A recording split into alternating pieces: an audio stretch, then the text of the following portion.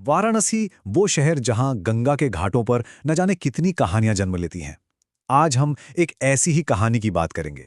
न्याय और अन्याय की एक ऐसी दास्तां जो सच में सोचने पर मजबूर कर देती है।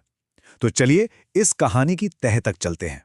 और ये सवाल वाराणसी की एक अदालत में हुई कुछ ऐसी घटनाओं के दिल में बसा है जिन पर सच कहूं तो यकीन करना भी मुश्किल हो जाता है। तो बात शुरू होती है एक बहुत बड़े धोखाधड़ी के केस से। और कोर्टरूम किसका? अपने सख्त मिजाज के लिए मशहूर जज विक्रमजीत सिंह का। अब देखिए, कोर्टरूम में माहौल तो एकदम टेंशन वाला था, पर तभी अचानक जज साहब ने सारी कार्यवाही रोक दी। उनकी नजरें खिड़की के बाहर किसी चीज पर जाकर टिक गईं, और ऐसी टिकीं कि सबका ध्यान वहीं चला गया। जज साहब ने देखा कि एक बूढ़ा आदमी है जो भिखारी जैसा लग रहा है, और उसके पास खाने का एक छोटा सा पैकेट है जिसके लिए दो कुत्ते लड़ रहे हैं। अब कोई भी होता तो कुत्तों को भगा देता है ना, पर उस बूढ़े आदमी ने बड़ी शांति से अपना खाना उनकी तरफ खिसका दिया। लेकिन जो चीज सबसे ज्यादा चौंकाने वाली थी वो था उस आदमी के बैठने का ढंग। कुत्तों को खिलाने के बाद वो एकदम तन कर बैठ गया, रीढ़ की हड्डी सीधी। अरे, ये किसी भिखारी की मुद्रा नहीं थी, ये तो किसी ऐसे इंसान का पोस्चर था जिसने अपनी पूरी जिंदगी किसी ऊंचे ओहदे पर गुजारी हो।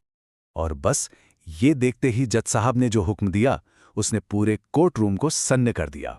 सोचिए, सब एक दूसरे का मुंह देख रहे थे कि आखिर चल क्या रहा है। तो भाई, सबसे बड़ा सवाल यही था, आखिर ये रहस्यमय आदमी है कौन, और जज साहब ने उसमें ऐसा क्या देख लिया? खैर, उस आदमी को अंदर लाया गया। कपड़े फटे हुए थे, चेहरे पर धूल थी, पर चाल में गजब का ठहराव था।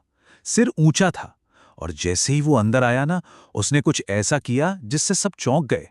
उसने बिल्कुल एक तजुर्बेकार वकील की तरह जज की कुर्सी की तरफ झुककर अभिवादन किया। तो जज साहब ने पूछा, क्या तुम रोज यहीं बैठते हो?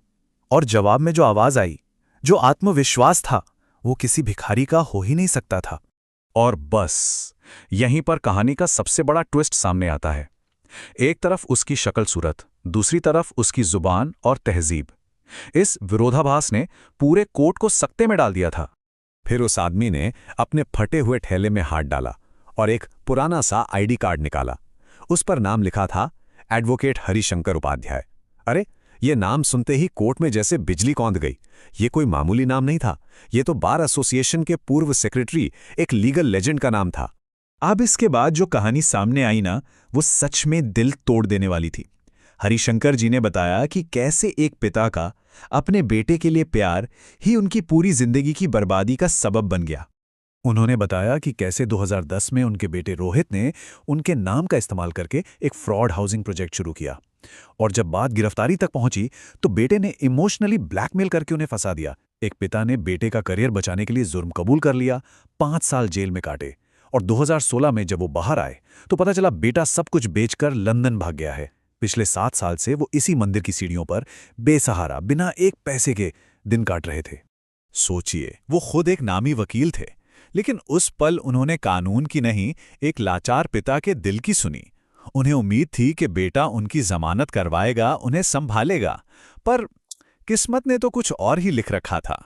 हरिशंकर जी की ये दास्तान सुनकर कोर्टरूम में बैठे हर एक इंसान की आंखें भर आईं।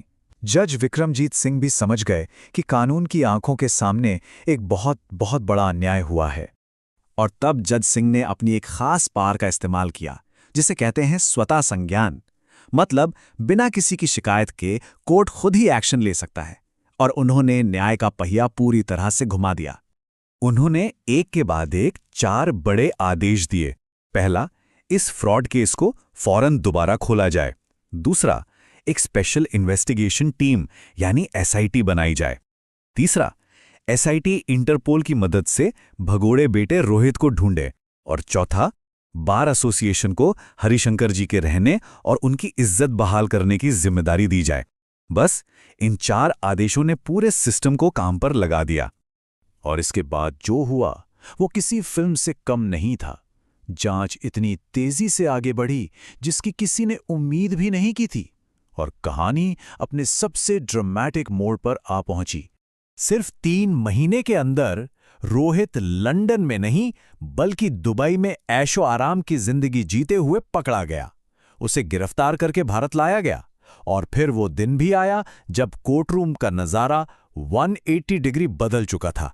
एक तरफ हरिशंकर उपाध्याय जी फटे कपड़ों में नहीं बल्कि अपने वकील के काले कोट में शान से खड़े थे, और दूसरी तरफ उनका बेटा रोहित कटघरे में हथकड़ियों में जकड़ा हुआ था। इसे ही कहते हैं वक्त का पहिया घूमना। कोर्ट ने रोहित को सिर्फ धोखाधड़ी और जालसाजी के लिए नहीं, बल्कि माता-पिता के भरण पोषण और कल्याण अधिनियम का उल्लंघन करने का भी दोषी पाया और सजा सुनाई 10 साल की सख्त कैद। इतना ही नहीं, खानदानी प्रॉपर्टी लौटाने के साथ साथ रोहित को अपने पिता को 50 लाख रुपए का मुआवजा देने का भी हुक्म हुआ, उस मानसिक पीड़ा के लिए जो उसने अपने पिता को दी थी। और जब रोहित को जेल ले जाया जा रहा था, तब हरिशंकर जी ने अपने बेटे से आखिरी बात कही। ये शब्द किसी भी अदालत के फैसले से कहीं ज्यादा बड़े थे। तो ये थी हरिशंकर उपाध्याय जी की कहानी, एक ऐसी दास्तान जो वाराणसी के घाटों पर एक किंवदंती बन गई, एक सबक, एक चेतावनी।